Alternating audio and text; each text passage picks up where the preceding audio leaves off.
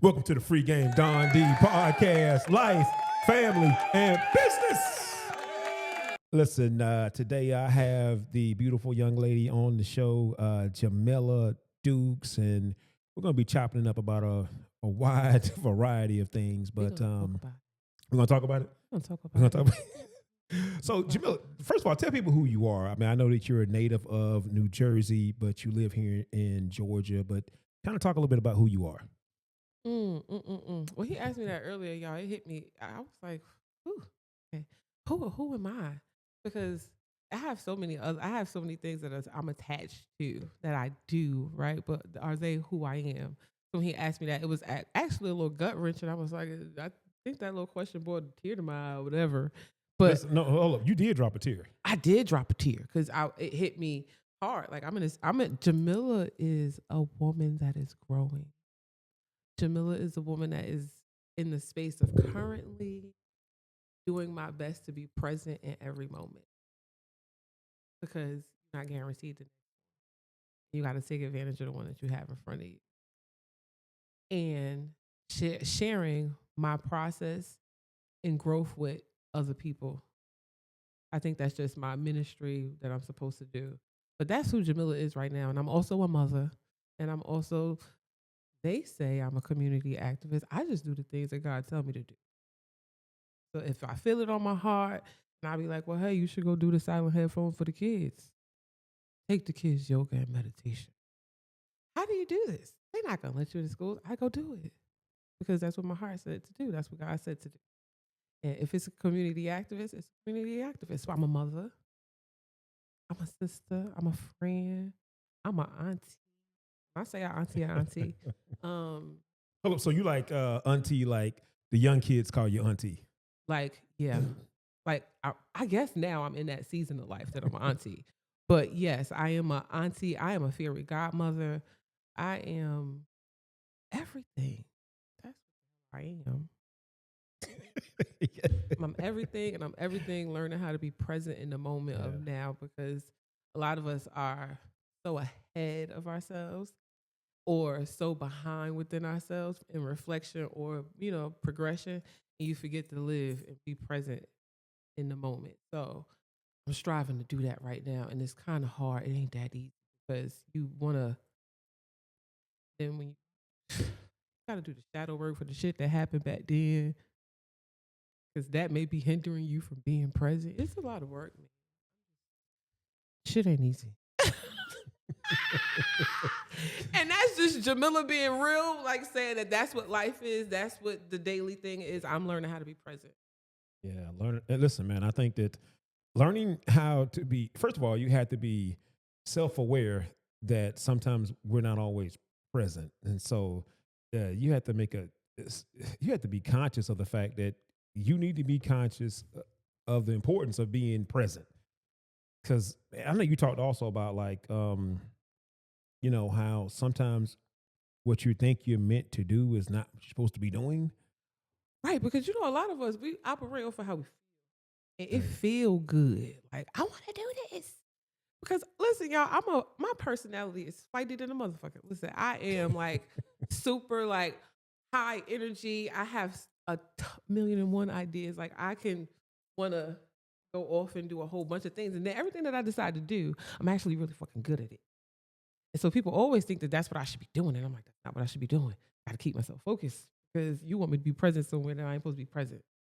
So I have to be mindful with that. Like, it's always things that you may think you want to do, but it may not really be called for you to do that. Like, you may have a ministry to do something else. And I think that, you may have a ministry to do something else, but you may be dead set on this. But eventually, God has probably already revealed that endpoint right there for you, and you just being rebellious to it.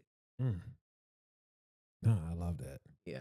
I had talked, and let me see if you agree with this. I talked once about, I think I did a reel on this, how you can be gifted at something, and that could be what you're doing, but your purpose could be something totally different. And I had a guest on, Mr. Cummings, Jay Cummings, shout out to him. Shout out to Jay. And he gave a great definition of purpose. He said, your purpose is that in which you do that requires the least amount of effort. So there's some things that are your purpose. Sometimes you can, like, I know you teach in the schools, Richmond County School System, but okay, that could be a gift. But your purpose is something much bigger than that. That's what you do. You don't even try to do it. It's just, it's just in you. And when I walk in the classroom, walk right in the classroom, they be in there cutting up. I be like, hey, good morning. How y'all doing? My name is Miss Dukes. You can call me Miss J. You can call me Miss Jersey. You can call me a whole bunch of things, but you can't call me out my name. Because if you call me out my name, I'm going to come for you like you came for me. And it's only going to be fair. So how y'all doing this morning? They be like, we good. I be like, okay. And I have a beautiful, amazing day with everybody kids. And I don't have no problem with putting kids out because you're not going to distract the children that I got in here on task learning. Because I'm not the sub that go sit in and be like, here you go, here go your work. I'll be like, we doing the work. What we doing? Got a worksheet? I'm gonna do it on the board with y'all. You do number one. And the principals and stuff be amazed if they come in and they be like, she just running this whole classroom. The regular teacher don't do this. Yeah, because I care about their education. I want my kid out. Everybody kids is my kid. And I want them to succeed. So y'all didn't come here to play. My mama ain't sent me to school. Mama sent you to school to play? No. Hell no. And we were scared to actually go to school and play. Yeah. Yeah. Very. Like, we were afraid. Like, call my mama. You better call nobody. I'm going to do what I'm supposed to do. But see, I even think with that, Jamilah, like the regular teacher, she went to school and did all these things. She thought she wanted to be a teacher. And that may be her gift, but you come in there, it's like you got a whole purpose when it comes to helping children, and I know people classifying you as a community activist, but you just walking in your purpose. So when you're in there with these kids, like you're just loving up on them and giving them what you're giving them, because that's just who you are. So it's like it comes easy to you, whereas maybe a teacher, that may be her gift. I mean, she knows how to teach or whatever, but like it's not really in her. So she's just going by the protocol, just like, hey, do X, Y, Z, da da da da.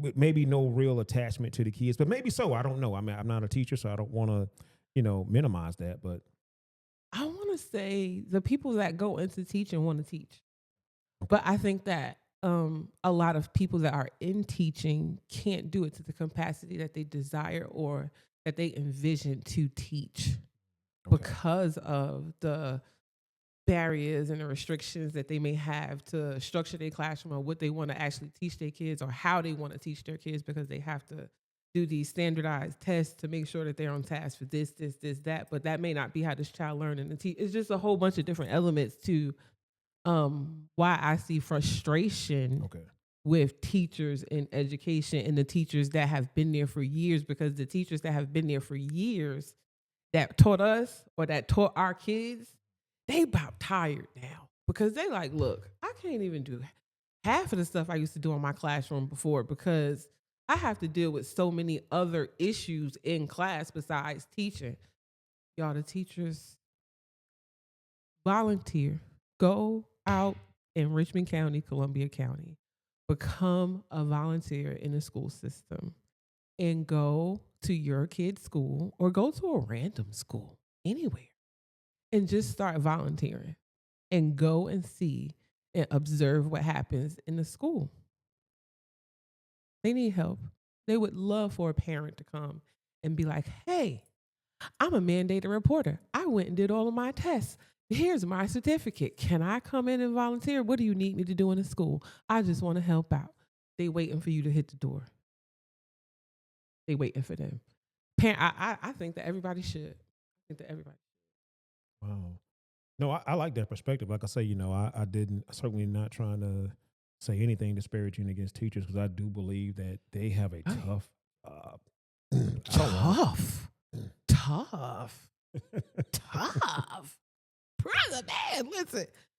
If teachers, this is a public service announcement for all teachers in the United States of America. If I was in charge of what your base salary would be, what you doing with that hand? This is like a public because the stuff that I've seen, I'm like, oh my God, your base salary should be $100,000 base everywhere. I don't care what school district. The base salary for teachers should be $100,000. Well, okay, let's say 75 to 100. There you go. I'm gonna give you a range Mm. for the stuff that they have to go in and actually do on a day-to-day basis and deal with, and then still be able to keep themselves mentally sane to come back in and keep doing this every day. And I'm just being all the way 100% honest because it's a task sometimes. Because and I'm gonna keep it real with you and give you a reason why it's a task. Because think about this, and this is what we don't know that's happening in the school system. That's happening in the school system. Oh, Donald, listen. So you may have a class of 7th graders, and you have this class of 7th graders, and they're all testing on different levels. So they're all learning on different levels. So if you're at the board with a lesson and you're teaching that lesson, but you have all of these students that are looking at you to take in the lesson that are on different learning levels and have different capabilities and different IEPs and different whatever they have going on, are they really comprehending what you're saying? Or if they're not comprehending what you're saying, they're causing a disturbance in your class because they can't participate. So they're not even bad kids. They're not bad kids. It's a lot of stuff going on in school, but a lot of them need love and attention, but a lot of them can't participate on a level that they may be in, the grade level that they may be in, but they can't participate in the classwork because they test so low, but because of No Child Left Behind, they had to push them up in their grade. Wow. So because they can't participate, because they're not up to the curriculum, then they're left with nothing else to do except just be a disturbance. No. Now Richmond County, the school system does an amazing job at having paras and different pullouts, and they do the best that they absolutely 100% can. I'm not saying that they don't, to be able to accommodate the children that have these IEPs or, that need to go out and have mediation reading or mediation math. So they're doing a great job at doing it. What's that? You said IEPs? IEPs. What's that? IEP is when a child has a learning disability. So it's what they get. I don't know the technical name of it, but I know that an IEP is like testing your child to see what level they're on and their capabilities. If they have special education or special needs, your IEP is what they give to the school so that they can know what your disabilities is, what your your restrictions are, your limitations, or what you can excel in. Okay. IEP stands for Individualized Education Program. It's a written document that outlines the educational processes for the kids. Okay. Gotcha.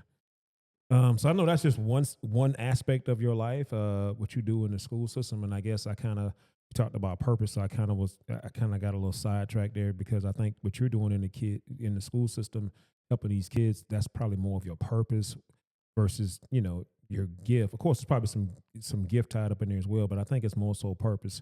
But then you're doing some other great stuff in the community. Talk about some of those other things you're doing. So right now we are on I'm so excited and proud of us. I am the vice president of Columbia County Health, Wellness, and Fitness Expo, which is a nonprofit that we started about 3 years ago in Columbia County. And we have a lot of stuff going on for the community, actually, like a lot of stuff going on. And we are just growing and flowing, and it's been amazing. We host an annual health fair, and we're hosting our annual health fair on March 22nd at Henry Brigham Community Center. It's gonna be like, we have the whole Department of Public Health coming out. We have so many different organizations coming out. It's going to be amazing. We have Dr. Bowman coming out to do a seminar on cardiology. Yeah. We have Dr. Deanna Brown coming out to talk about her journey with congestive heart failure. So it's going to be a time. We're going to have some good entertainment and stuff. So we have that expo coming up. We go out into the community with that program, and we also do pop-up mammograms for women in the community in Columbia County that are underinsured or uninsured. Wow. And it's a pop-up. All you got to do is go to our website and sign up to get your free mammogram in February. It's here. The programs are available for us to use them. We just gotta use them. And if you're 40 and over, ladies, gentlemen, go get your tatas, okay?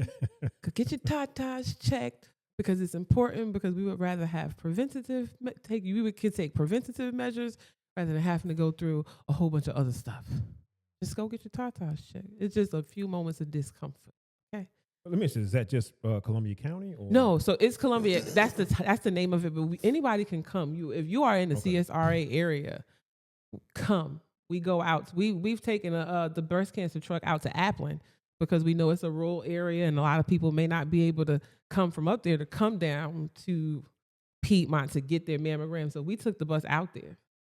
That's dope. Yeah. So our goal is to move around Columbia County and bring these services, but Richmond County people are definitely, if you live in McDuffie County, I mean, wherever you live, if you need these services, we are not going to tell you like, hey, you can't come get the mammogram. No, absolutely not. It's partnership with Piedmont. Okay. Oh, that's dope. So yeah, and our goal, ladies, is to be able to bring this to you quarterly, but we need the attendance of the ladies to come out and fill up the schedule for the bus to be able to come out. Like it's a lot that happens behind the scenes to get the bus to even move. Okay. You know what I mean? So yeah, we need the community to come out, and we're in the process of just putting programs together for the community, and it's just been so beautiful and amazing, these events. People actually, our first health fair, we had people outside at like 11. They was waiting because they knew that they could come and get HIV testing. The Piedmont was there doing cardiac scans.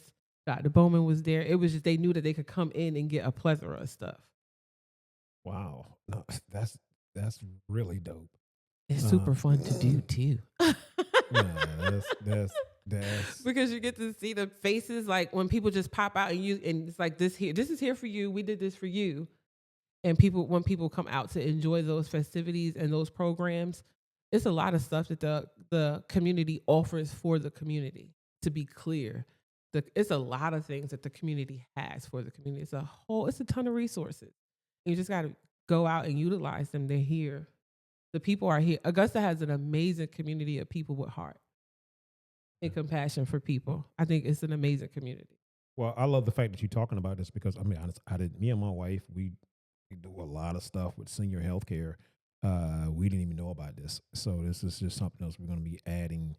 Oh yeah, definitely. You're invited now. You're invited. This is a part of wellness. You guys are invited to everything that I do moving forward. You can consider us there. Thank you. Yeah, that's dope. Because I know you talk about people need to use it, but I think sometimes, as you're alluding to, like some people don't know about some of this stuff. So you being on the show talking about some of the upcoming events, give us those upcoming events again. So we have the Columbia County Health, Wellness, and Fitness Expo, the health fair that is happening March 22nd from 11 p.m. to 4 p.m. at Henry Brigham Community Center off of Golden Camp Road. The new facility, y'all, it is super amazing. Augusta did a great job with Henry Brigham Community Center. I really enjoy that facility. We are utilizing that one. And then we have a mammogram pop-up that is coming up in February. I want to say that is February 20th. And we will be in Evanstown Center Park on the side of the stage. Mm-hmm. And you can go to our website at www.cchwfe.com and you can book everything there. Everything that you need, all of the information that you need about the organization is there. No, that's dope. Thank you.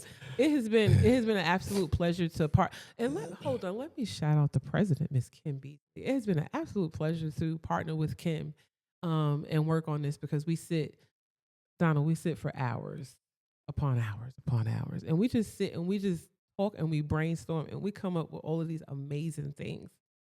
Like partnership is so dope. When you partner with the right person, it's the most dopest thing in the world because it's just a beautiful flow that can happen. Fact. Yeah. That's a fact. Shout out to Kim Beasley. Kim Beasley? Shout out to Kim Beasley. Shout out to Kim Beasley. Hey guys, Kim Beasley this is about a plug for my sister. She is about to do something in Augusta called ThickCon, guys. And she's going to be bringing out fashion fashion, design, modeling, vendors, all thick, everything thick, all thick women. Come on out if you are somebody, and you know what I'm saying? You got a little meat on you, male or female. You want to be at ThickCon. This is about to be, I got to feel that this is about to be really good. This I like is about that. to be So ThickCon. ThickCon. ThickCon, baby. And my Thick sister, Miss con. Kim Beasley, earned.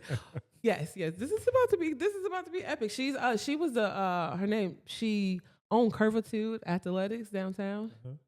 Curvitude Boutique and then Curvitude Athletics, and she really dope. I love Kim Beasley. Shout out to my partner. Listen, man, once again, shout out to Big Kim. Big Kim. When she see this, she gonna be in the camera like this. KB. Yes, KB. I love her. Listen, you're also the founder of Women of Resolve, which I see I see you got your swag on today. So talk about that. Oh, Women of Resolve. So, I'm gonna be all the way 100. Listen, so God been telling you know how God be telling you to do something, and you be like, I ain't doing it. Right. Do this. I ain't doing it. I ain't doing it. God been telling me to do or something for just women for a very long time. A very, very, very long, probably 10 years. Actually, 10 years. And I've been like, I don't want to do it. Like, I don't want to do it. I grew up with a whole bunch of boys. And like you want to put me in a group of a whole bunch of women. But I was like, you know what? I had an experience with sisterhood. Having experiences with sisterhood changed my whole perspective about it. And it made the connection that women have so powerful to me. It was like, women get together and we could do shit like this for real? Like, if it's the right group of women that have the right mindset, that have compassion for each other, that have the base of interaction is love. Like, I ain't gonna hurt you, sis. If I can't help you, if I can't help you, I'm not gonna hurt you. You know what I'm saying? Sure. Like, I'm not gonna do that to you. And so I'm happy you asked me this so I could get it out. So I've been a part of things that have been for women, and when I was a part of those things that were for women, it was like, but I have this gift that is so dope that women just flock to me and tell me stuff. Like, I am a whole listening door. If I had doors that you could open to the stories that people have told me about themselves, that you could look at me and see with your eyes, I would be covered in doors. Okay? Like, when I say people be telling me stuff, I be like, what made you tell me that? And then God always give me this insightful thing to say, which I call wisdom. You know what I mean? It's called wisdom. And it's just always the most beautiful interactions. And I have a village of women that I've created around me that have helped me be a woman of resolve. Like, older women. Like, I got this old Trini lady, y'all. I call her my mama. She get me together. She helps me resolve my life. Like, seriously, like, find solutions to the shit. I'm so serious. And I have this. And I'm noticing that a lot of my sisters don't have this. Like, I could go sit on a whole bunch of elder women's, and I do it on purpose, elder women's couches, and just have conversation and ask them stuff. And they're going to give me insight. And I think that one of the most beautiful things that you could have in a gift that somebody could give you is their wisdom and their insight. And so to be able to have this, I'm a woman of resolve.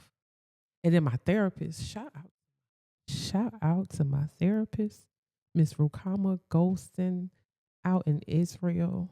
I absolutely love you and everything that you do for my life, because you have definitely helped cultivate the woman resolve in me. Because, baby, she's amazing. And all she do is ask questions.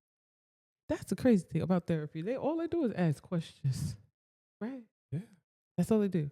But yeah, So she has helped me in so many different ways. And when I told her I wanted to do it, she told me, she said, okay, all right. And so I've been doing work around it because I said, I want to do this. And she told me that I have this gift that I have to do it. So Women of Resolve is going to be a global movement. Women of Resolve is going to start in my community. It's going to spread to your community, and it's going to spread to your community, and it's going to spread to your community because it's going to be different women everywhere that want to pop up and be women of resolve for their community. If we can do that, women can shift the whole paradigm of what's happening in a community because we educate the community. We take care and we nurture the community. So it's so big. And honestly, I've been afraid to do it for 10 years. To the date, like literally, I have a Facebook page called Sisters with Purpose. And when I look back to Sisters with Purpose the other day, I noticed that it was January 3rd of 2015. And on January 3rd, 2015, again, my soul was struck to do Women of Resolve again. Like to just take it from Sisters with Purpose to it has grown to, because I'm now a Woman of Resolve. I feel like it was deep, man. It was deep. It's deep, y'all. And I have a whole agenda. I have a whole calendar for Women of Resolve. We'll be meeting at Henry Brigham Community Center every other Tuesday, the first and the third Tuesday of every single month. We will come together and we will cultivate each other and we will grow and build and check in with each other. Because, baby, you think somebody be good, they don't be good. They be lying. Their kids be driving them crazy. Listen. They out here. Listen. Y'all want to come to these meetings, so when I ask you how you feeling today, you could just say for real how you feeling. And it may be FTK that day. You know what FTK stand for? Yes. Yeah, it may be FTK that day. It may be FTK, everything. You know what I mean? It may be one of those days. But yeah, women. But I love that. I'm using that FTK, as I've never heard FTK, but I know what it means. I love that. So you immediately FTK. knew what I said. See. I get it. FTK. You immediately knew. I haven't said that since Well, listen. Our two oldest daughters moved. Now we're good. It's the girls. Okay. Girls. But yeah, women need women in a bundle. Women need women, and sisterhood is very important. It's very, very important to pour into you, and we need it. So, ladies, Women of Resolve is the movement that I am going to be diligent to, and it's not for y'all. It's actually for me. Yeah, I'm listening. I was watching you talk about Women of Resolve, and I saw the emotion that it invoked in you. So clearly, and see, that's what I talk about purpose. Like you can be gifted at something, but that thing that is your purpose, that's what you do with the least amount of effort. Like that's in you, man. You want to, of course, give to yourself, but also give to other women and give them an outlet. Because like you said, sometimes people say they're good and they're not good. They're just not, but they don't have a place they can feel vulnerable to go share with other women. Because I know my wife, I guess you guys are a lot alike. She's from New York, you from New Jersey. We're like, she don't really have a lot of women girlfriends like that. So I'm not sure what it is about women with other women and not being able to be vulnerable. I'm not sure what all that's about, but I love the fact that you want to create that safe space. I want to say, first of all, for being from a girl up north, it's just like down here they different.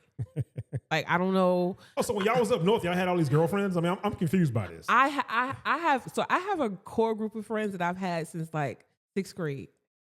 Like my friends have been my friends since the 96. And they all from New Jersey. And they all my friends are from Jersey. Yeah.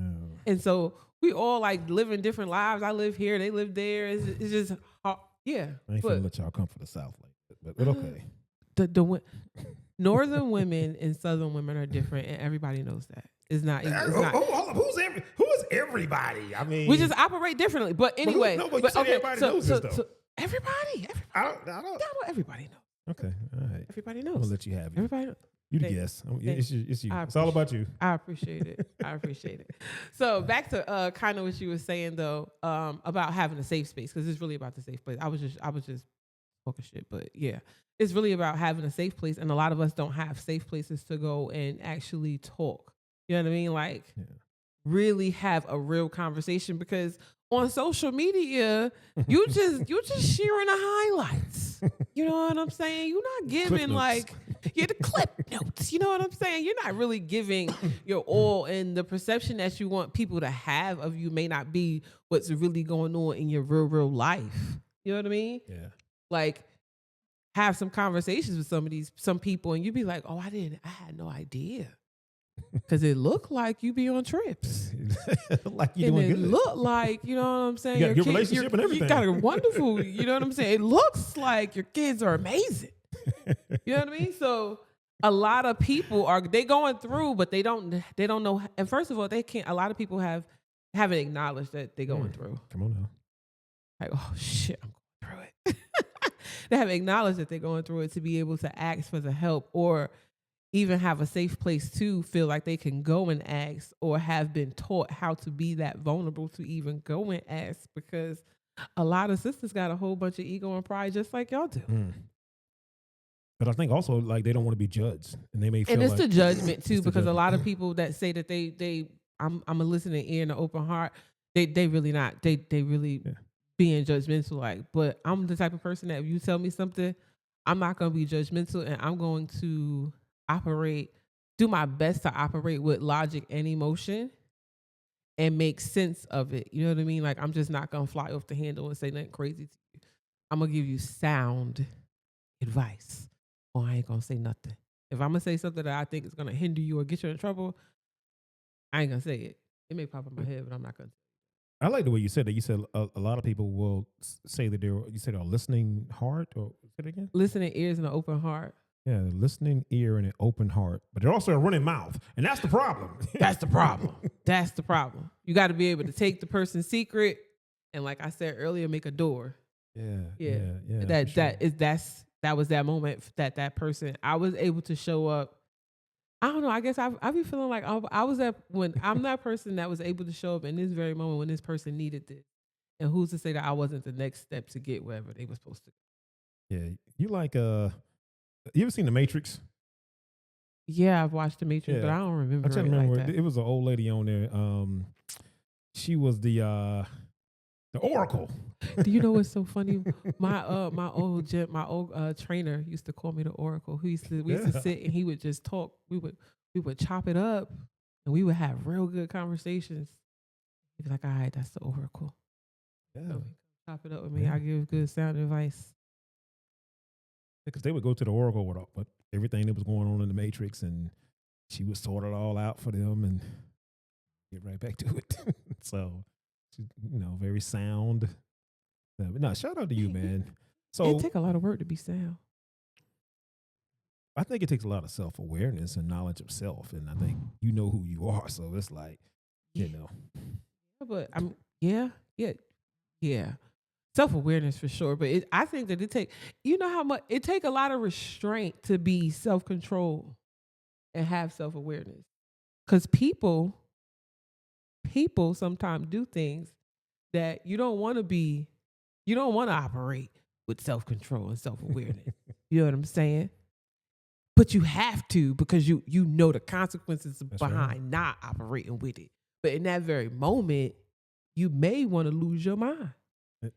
And see, that's where that self-awareness and all that comes into play. It ain't easy. And plus, when you're someone that moves with vision, so you move with vision. So when you move with vision, you done tried me, but I'm gonna listen. I had a situation that happened to me last week where someone tried me, and I let them try me, and I called in big guns. My Kel took care of it. She took it out, but I didn't really even address it. But because when you're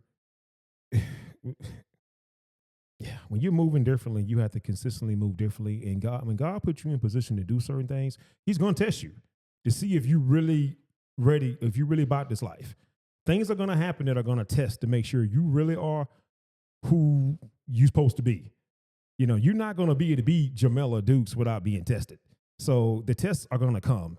And because God want to make sure you're not that same person that won't tell somebody and read them their full damn rights. I'm not quite there yet. I still might read this person their rights, actually, but in that moment I did not.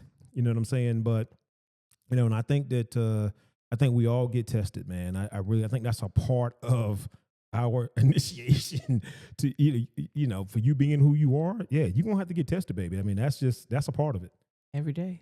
Every day. Every day you get tested. Come on, man. Okay? Every single day it is something that is a test to how godly am I gonna be today? Let me tell you something. I say everybody wants to give testimony, but nobody wants to be tested. Whew. The test be tested. The test be tested. The test be tested. The test be testing.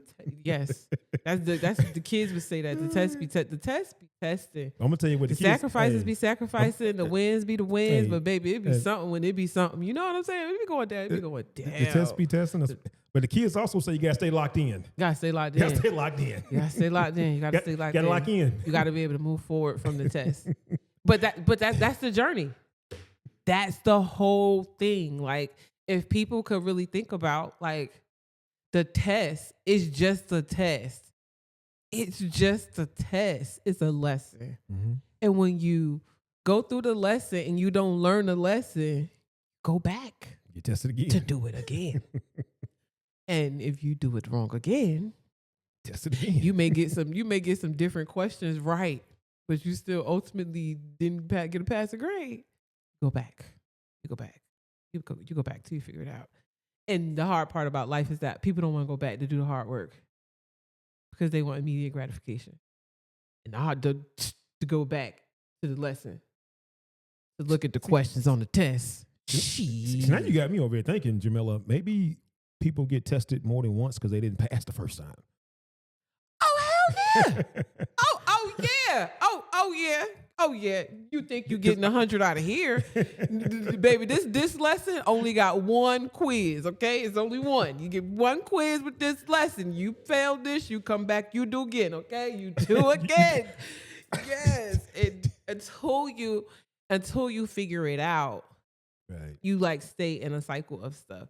And that's the work, y'all. That's the work that we got to do, because it's always another lesson. It's always something else to learn. It's always something else to engage in.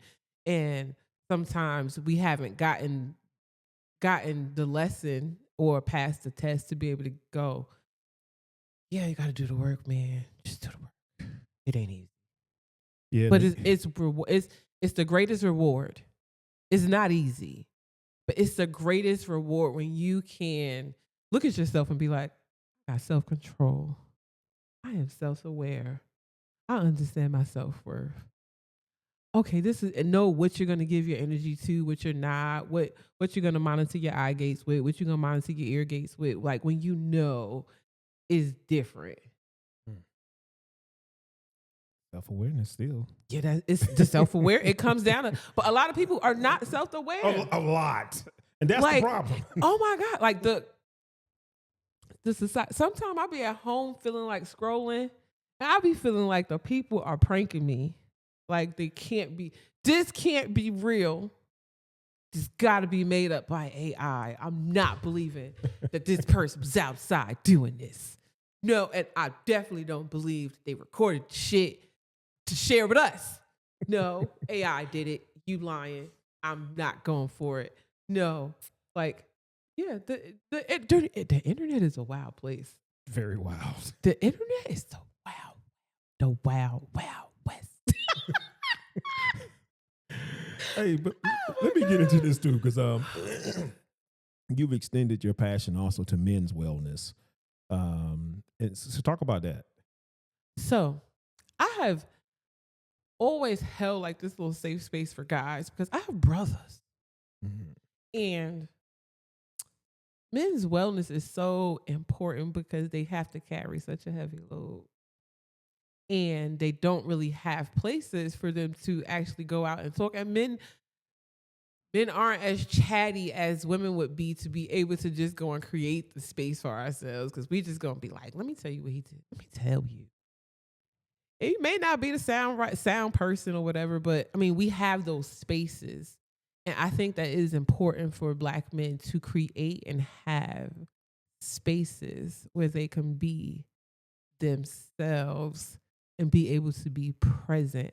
But I'm going to say this to my Black men. It is such a beautiful desire for me to have, but you guys have to do the work. Because I can come in and lead it, but I'm going to come in and lead it to the capacity of a woman, and that is my capability. But we're not there to do women's wellness. We're there to do men's wellness. So the men in the community need to start to gather together and cultivate and nurture each other and pour into each other. That's the only way that the generations behind us are going to get the information face to face without Googling it or it coming from AI and it coming from experience. So men, you guys' wellness matter. Find a safe place to talk, journal, go walk, go run. Find something that works for you that helps you relieve the stress of carrying your whole load. A lot of it's overlooked because it's like, okay, you were taught that you were supposed to be the provider and the protector, but it's a heavy damn load because I'm a single woman. And I know what the load is of a single woman. It's the same load of a single man. And it is heavier when you got a wife and kids and grandkids and dreams and admirations and all. It's heavier. And then a Black man in America, the load heavy, man. Y'all need safe places. Like I wholeheartedly, that's my ultimate thing is to create for men. I'm being honest that I have the desire, the passion, and the vision, but I need men to lead. I don't want to come in and take over the shine. I don't want to come in and it be me. I want it to be men representing men. That's what is needed. Like Queen Afua's son has a group of men that I don't know the name of the group. Oh my gosh. But Queen Afua's son has a group and they do wellness. They go out to the river, they don't go do cleanses, they go pray. They meditate, they eat clean. Like it's that kind of stuff that'll clear your mind and purify your minds. A lot of people are clouded with junk. A lot of single men clouded with junk because all they eat is fast food. Wow.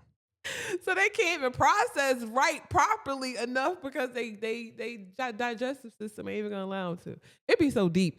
And I'd be like, oh, why am I over here thinking about all this stuff?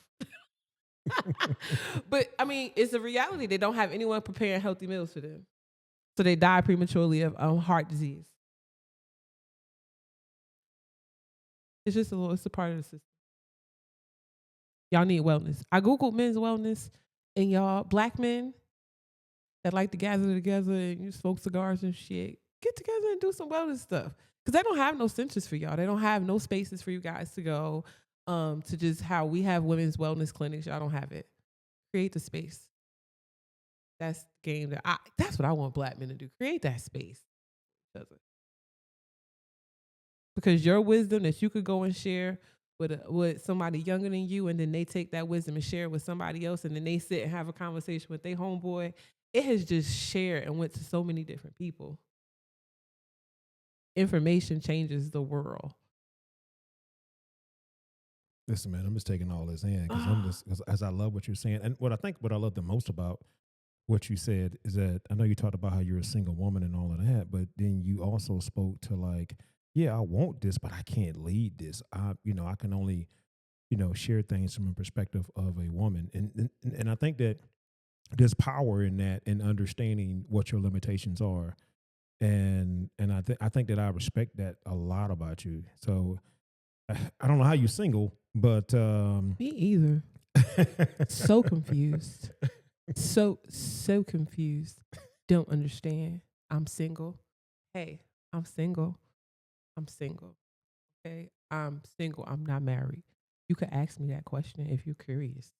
If you see me out in public and you're curious about if I'm married or not, please ask the question. I promise I'm not rude. You can walk up to me and have a conversation with me. I don't meet any strangers. I will not bite your head off. I may flirt a little bit. I'm single. so single. I don't want to be by myself. It's ghetto. Don't want to do it. Single. Okay. I'm single. Okay. I'm sorry. I had to make sure that they understood because I get questions all the time about, I thought you were married.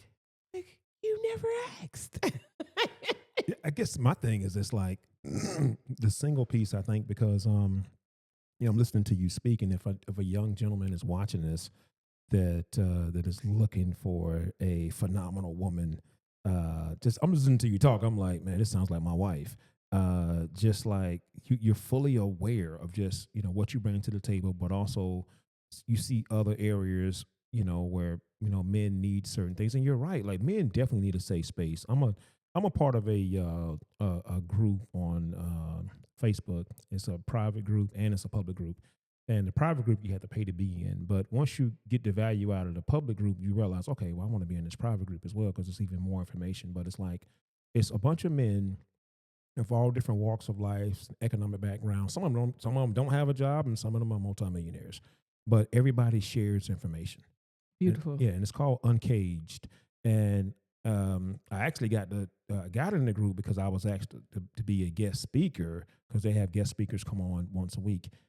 So I got it, but then I was like, man, I like this. This is a Cool. place for guys to just talk about things and just relationships, money, just things that they're insecure about. They just literally just share. I had never ever. I think I was just so taken aback. I was like, yeah, let me get into this, and I don't want to just be a guest speaker. I want to contribute to this. And so I've been kind of all in with them for the last 6 months when I found out about it.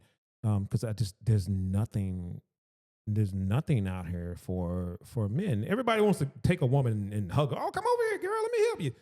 But a guy, it's like societal norms tell us that you're not supposed to. You a man. Like you even talked about like, that if you're dealing with life at a certain level as a single mom. And let me make sure I clear this up. She's a single mom of a 17-year-old. She ain't got no little kids. She got one child, 17 years old. Uno. And this is who we're talking about here. This, No little kids. handles her own business. I mean, self-sufficient, all that good stuff. But she understands the importance of, of being partnered with the right partner, of course. But all that being said, listening to you talk or just about how men need,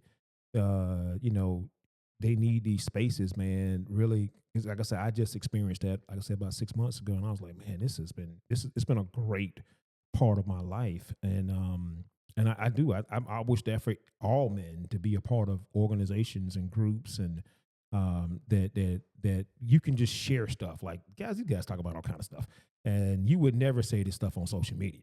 But they get in the group and they can just like let loose. Guys be dealing with some stuff. Guys are killing themselves because they think that they don't have anyone to talk to. They don't realize what you're going through, I've been through. So let me share. We can all share stuff. We realize, oh, that's not as bad because Don went through this and he got through it. But guys are dealing with all kinds of weird stuff. But it's not that weird because someone else has experienced it. We just have to continue to build these organizations or groups where people can feel compelled to share. But I realized something about vulnerability is that people don't share their vulnerabilities until they've been made to feel okay to share it. So if me and Jamilah sitting here talking and I start sharing some things I'm vulnerable about, now all of a sudden she feels empowered to come back and say, well, that happened to me too. But she wasn't going to share it prior to that. But now that I've let it out, now we've created a culture where everybody can be vulnerable and we can all help each other. Because I may be at a different stage of that than you are, and I can help you get to where I am. Like, hey, you can get therapy. I'm big on therapy. Go to therapy, do this and do the work. And everybody's at a different stage when it comes to their trauma, things they've experienced. And I think men, we just hold it all on the inside because we think we're supposed to do that. And, having that outlet has definitely been, empowering to me. Now, and I say this with all humility. I'm someone who has dealt with all of my trauma and deals with it daily. Anything that happens, I deal with it. I don't run from nothing. So it's like something that need to be dealt with. We're going to deal with it. Like I don't hold nothing in. I'm going to be a strong man. To me, there's strength in being vulnerable. That's where your strength is at. You holding it in, that's weak because you're a coward. You don't want nobody to know. You're keeping it to yourself. That's not strength. That's weakness. When you share it, because you'd be surprised who you're helping when you share. I know they say sharing is caring, but I believe that sharing is actually caring, and is letting other folks know that, hey, you shared this with me for a reason. You believe that I may have some resources to help you, and let me take the time out to be Jamilah. Let me be this oracle that you need. So yeah, it's definitely important. Definitely important. I mean, I got brothers, and I grew up with a whole bunch of guys. Like one of my best friends back home. You got physical brothers? Yes. Okay. All right. Guys need to know this when they try to holler at you. Like, yeah, I got brothers, and they don't play by me. I got a whole bunch of guys that don't play by me. Scared them now. Don't say all that. Listen, come on. They don't play about me. Don't play about you. They don't play about me because I'm this to everybody, and so they all have their own experience with me, and so they have their own version of I ain't about to play about her because that's my sister. So is it just one of you and all brothers? I have a older brother and a little brother. And then I'm the older sister and the younger sister. Okay. So I have a little brother from my mother. And so I'm his older sister. It's just me and him. And then I'm my father's baby child. And I have an older brother. Oh, okay. Gotcha. That made sense. Yeah, okay? yeah. So it's beautiful, y'all, because I get to get the different experiences. And I always wanted to be like a little sister. And so, yeah, it's amazing. I love it. That's good. Listen, man, we was talking about relationships earlier. When you told me you were single, I was still taken aback by that. I just assumed that a young, beautiful lady like you definitely was not single. And then you said, well, is this misconception that strong, independent women don't want a man and we don't need a man? And you kind of spoke to that kind of emphatically. So like, talk about that. Like, what is that like? What's this misconception with women? I believe that there's a great misconception about women wanting to be proud about being independent and single, because it's nothing really that it's okay, but it's not that fun. Oh, it's just okay. I mean? It's okay. It's okay. Because you really have to carry the whole load by yourself. You have to do everything alone. And we are not meant to be alone. God didn't create us to be alone. God created us to be in partnerships, to be in communities, to be in villages with people. We were not created to be alone and deserted off to ourselves. We have this body that I have is an aura. It is giving off energy right now. His is giving off energy. We can't see it, right?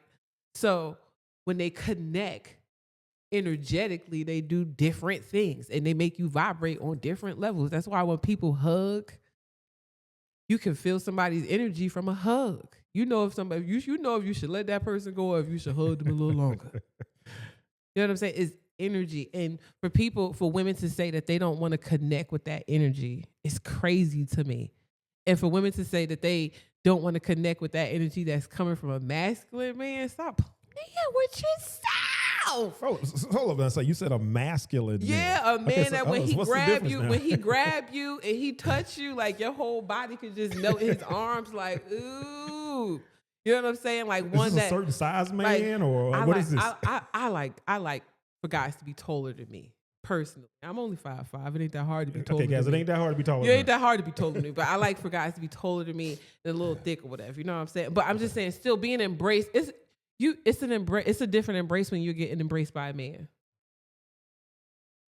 I don't care what woman she gonna tell. That's the truth. I don't care what she got going on. It's a different embrace that you get from a female than you get from a male.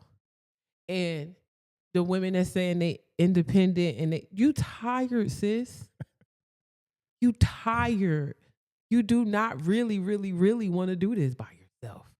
You're just being forced to, so you're trying to stay in the you tired. Nobody wants to do this. I don't know. When I envision like being an adult and having relationships, no.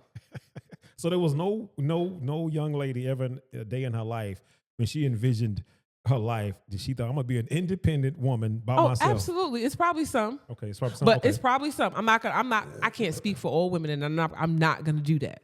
But I can tell you this. The majority? That the majority in the country that I live in the United States of America, I can't speak about nobody else. They culture, what they got going on where I am right now, United States of America. They fronting and they capping and they fronting. They tired. You really can't show up to be a mother.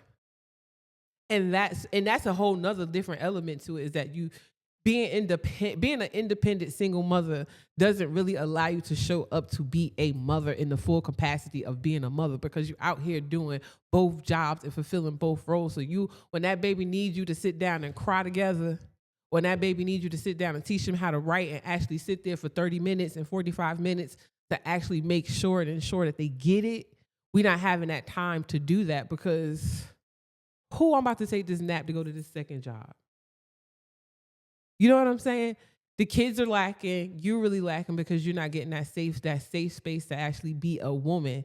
And if you ask me, this is just my personal opinion, men create spaces for women to be super soft and feminine.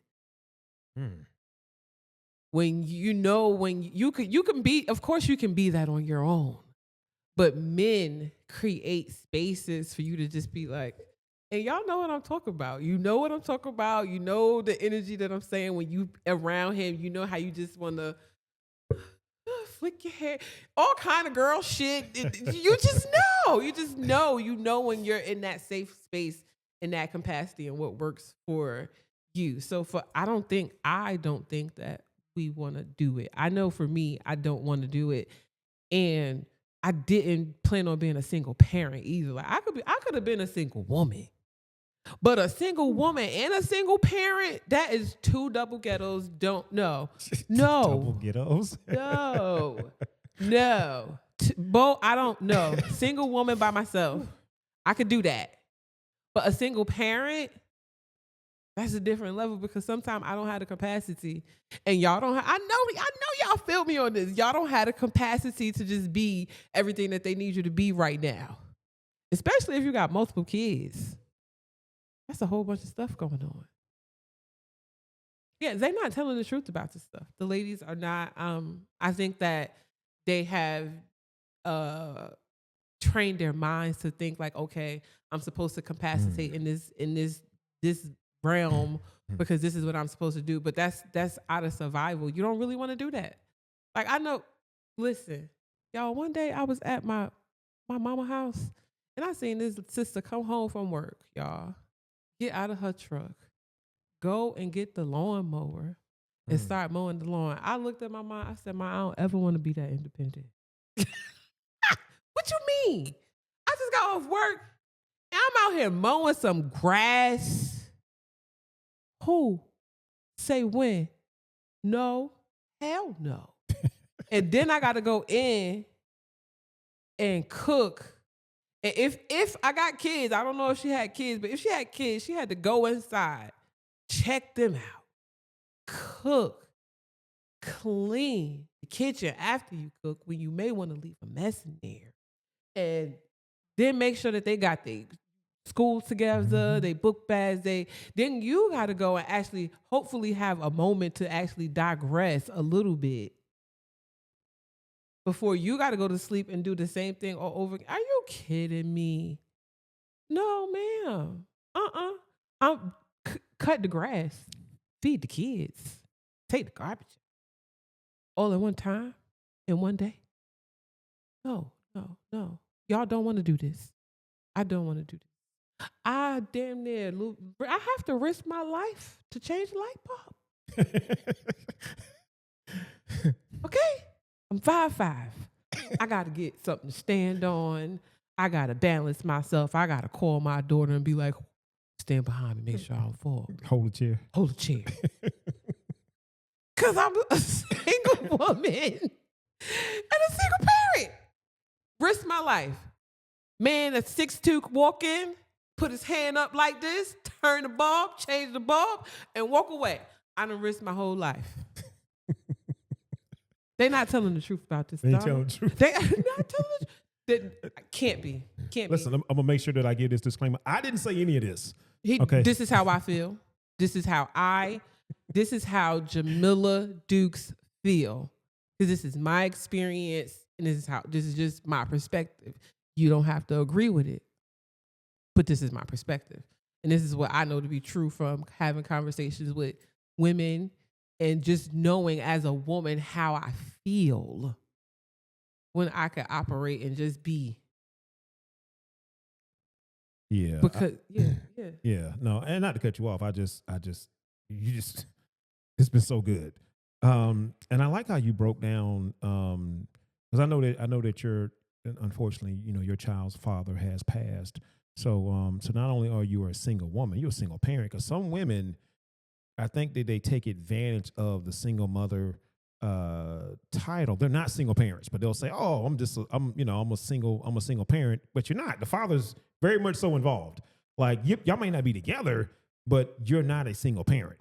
You may be a single woman, but you're not a single parent. But I know you I mean, of course, I mean, there's levels to this. I think some women listening to this, you're a single woman and a single parent. Yeah, that's why I had What's to the break it difference? down and just say I ain't a single person. I'm a single woman and a single parent because there's a difference. Yeah.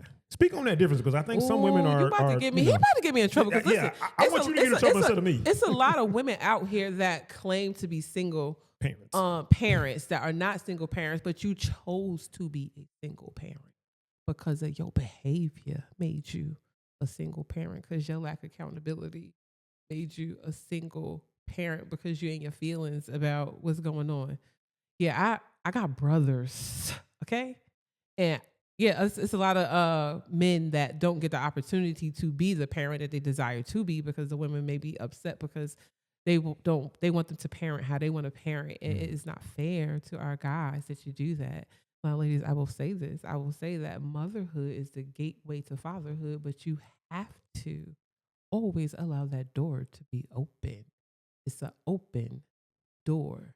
You do not have the authority to tell him how to be a father. The shit don't come with a manual. When we had these little kids, nobody gave us instructions. So you just figure your way through co-parenting. And I get upset. You know what make my blood boil sometimes is when I see men that I know that are, because not for my brothers to have a back.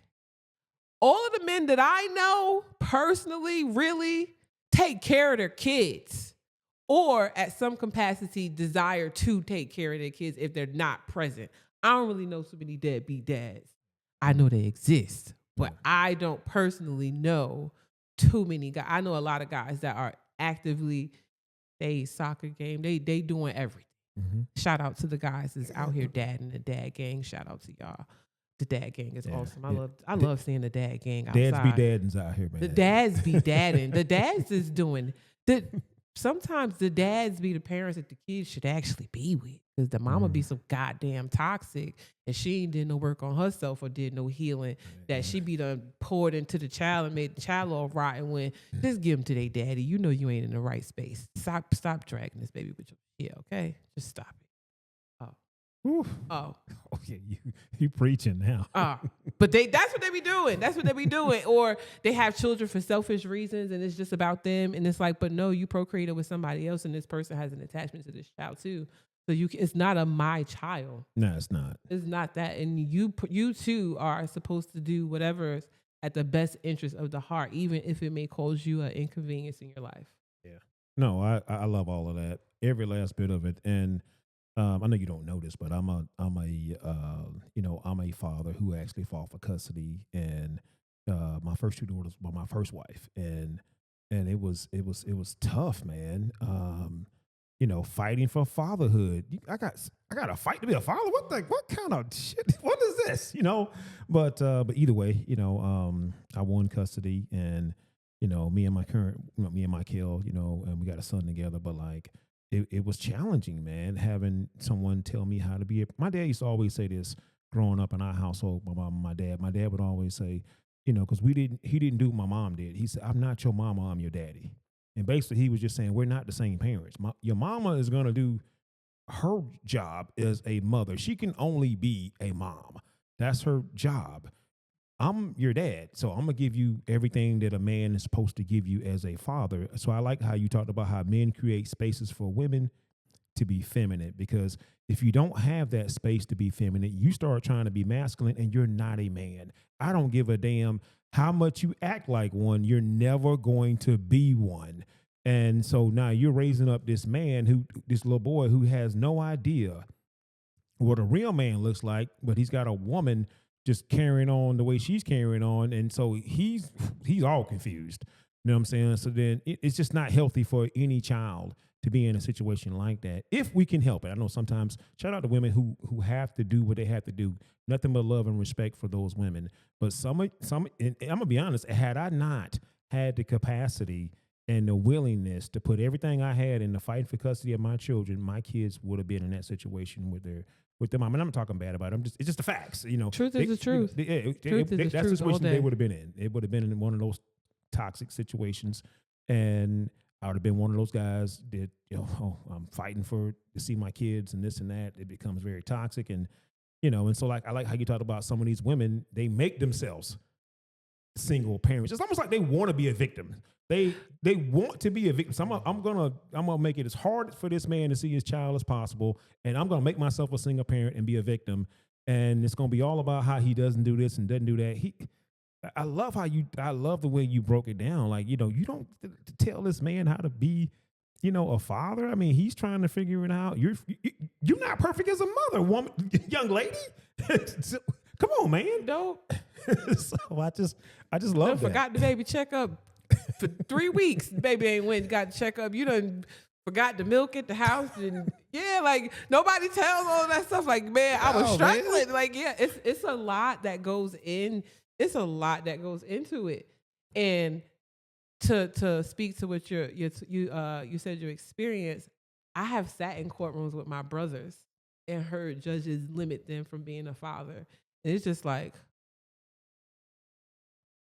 yeah, we haven't spoken about the child at one time, like not once. We ain't even said the child's name. So this is just about power.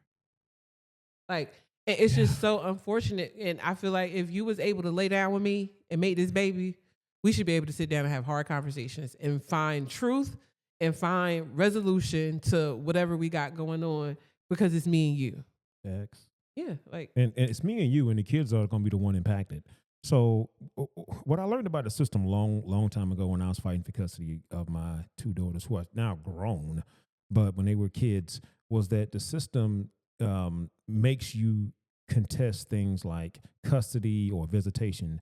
Now, so all the system is going to do is like, hey, the mom wants child support, they'll order all of that. But if you don't have an attorney or the presence of mind to put certain things in writing for the court to take a look at, hey, I want to get my kids every other weekend, I want holidays and this and that, and it's got to be in writing, everything down to the detail. You think you shouldn't have to do all this kind of stuff, but you would think the system would want to keep, to do what's in the best interest of the child, but the system does not seem to be concerned about that.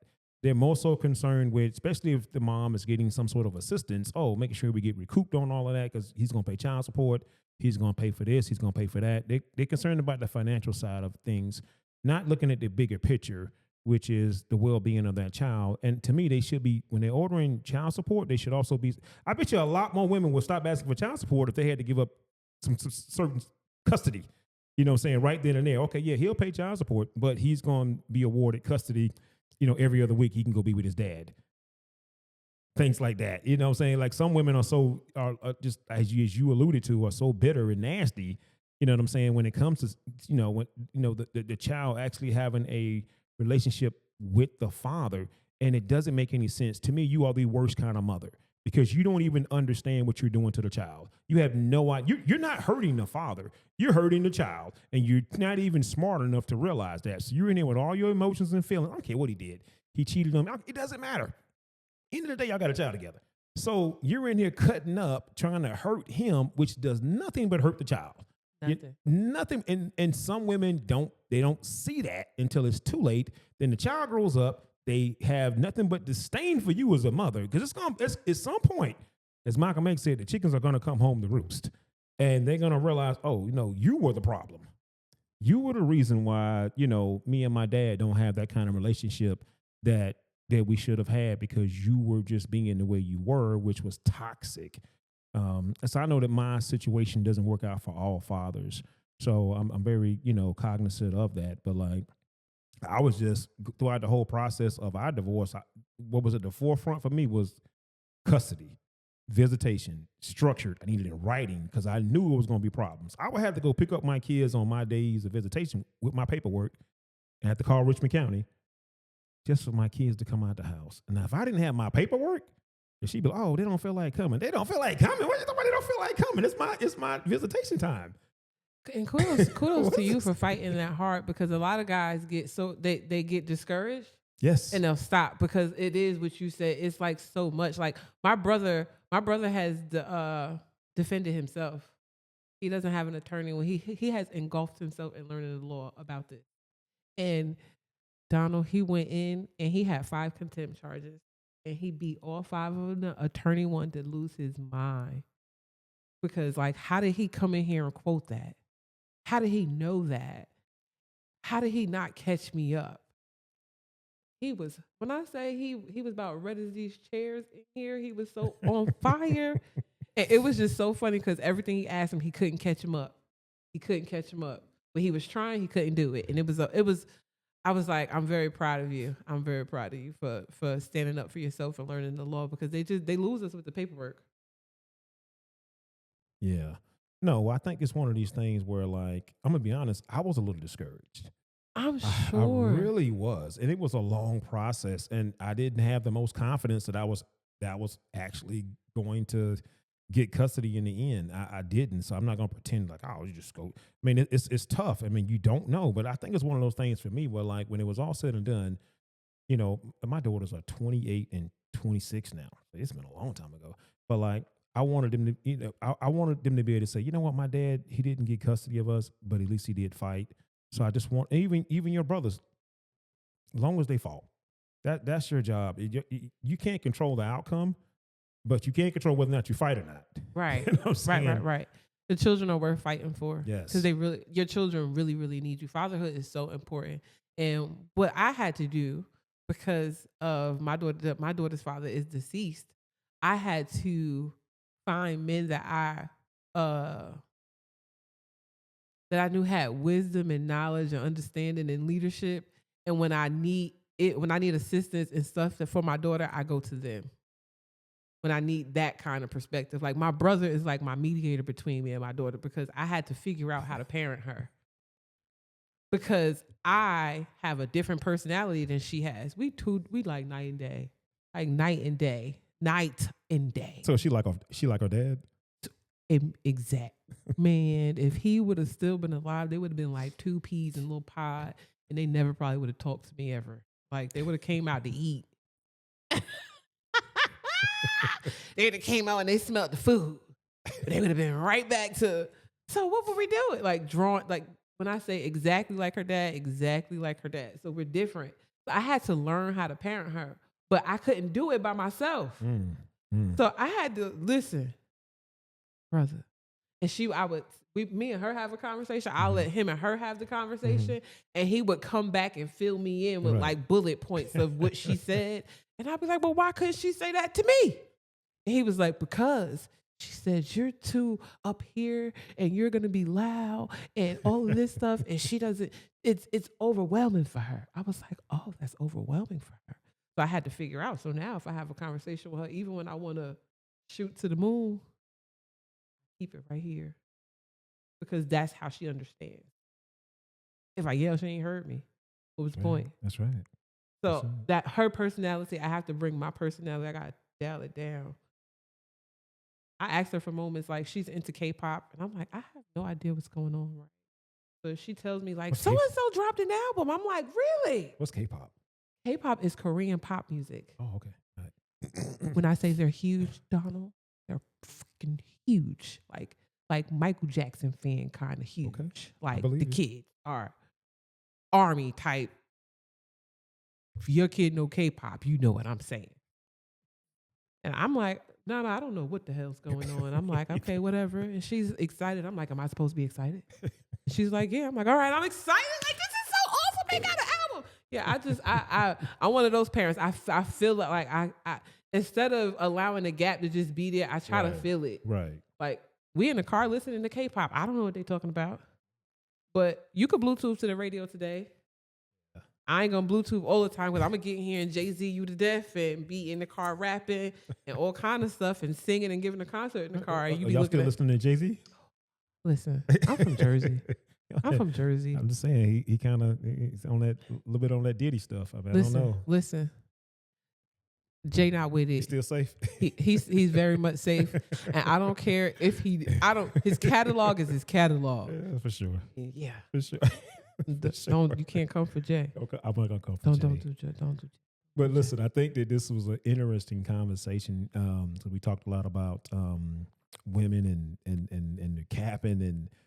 But they're just really in survival, and it's like you're not even trying to attack women. You're just like these women are in survival mode. They're really trying to survive, and I actually get that. If that's what your situation is, you're gonna have to embrace it so you can wake up every day and do what you got to do, right? And not all single women are in survival mode, but it's just you're not operating in the space that you're supposed to be operating in. Okay, because they're not all in survival mode. It's women out here thriving. It's the women we out here doing big shit. We are amazing. That's a so fact. They're thriving in their personal life, but it's something that's missing that they're not acknowledging. That's missing that comes from you guys. So that's what I'm saying. I'm not saying that they are. Yeah, I'm not saying that. I'm saying that it's a space that needs to be filled by you guys that we act like.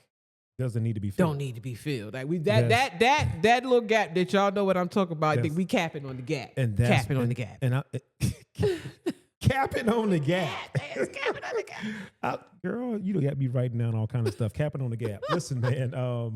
And I think that's what I'm trying to speak to because like you're in survival mode, but that mode may keep you from getting what you need.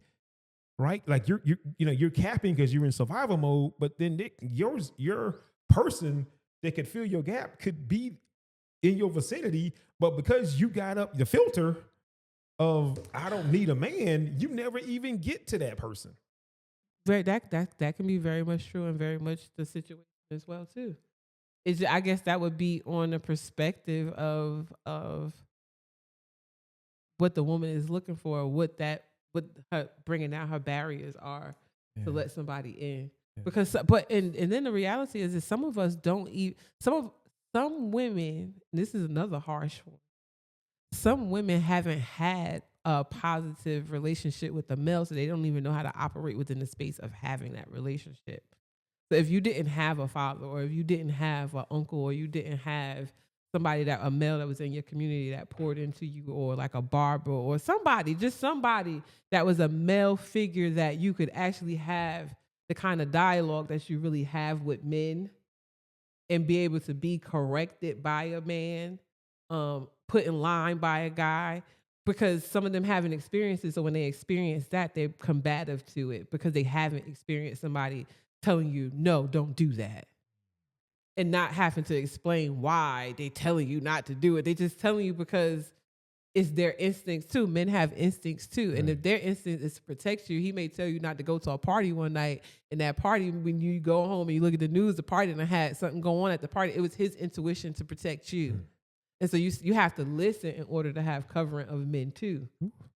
But if we don't have that interaction from childhood positively, when you get to adulthood, how do you do it?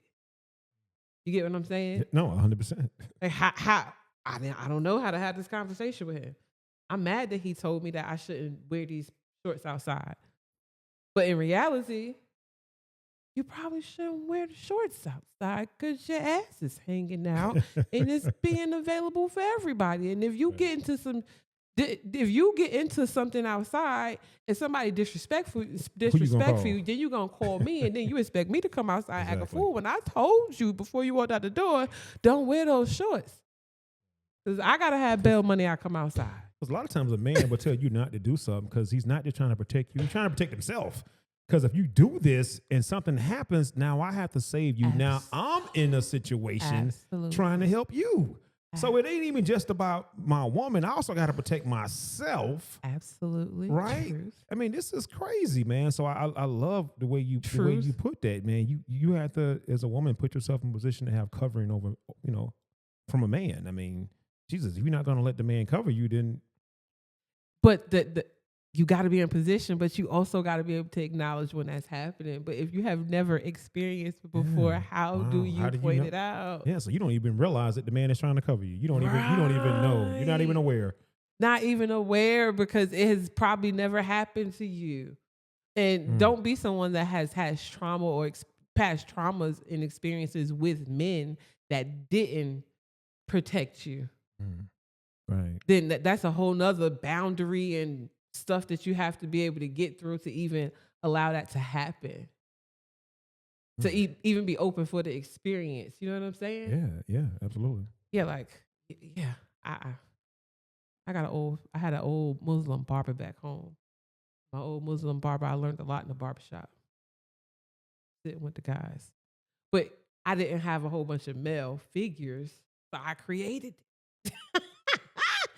Shout out to Brother John. Used to keep me fresh, keep me tight. What do you mean keep you fresh? I mean, like I wear my hair. I always wear my hair cut. I always wear my hair short, and so I always have like an undercut. Oh, okay, all right. And my little short, my short hairstyle or whatever. It's short right now. My hair was short yesterday. Okay, you know fooled what me. I'm saying? But I knew I was gonna come on and put these headphones on, and if I would have had the headphones and my hair is short, it would have smashed my hair down. And I was like, I want to give a little oomph on the camera, so I'm gonna put a little ponytail. Yeah, that's what I did. Okay, but it's short, and he used to keep me together, Brother John. But I learned a lot sitting in the barbershop, like waiting to get a haircut. Then I had a homeboy, one of my best friends. He had 4 brothers.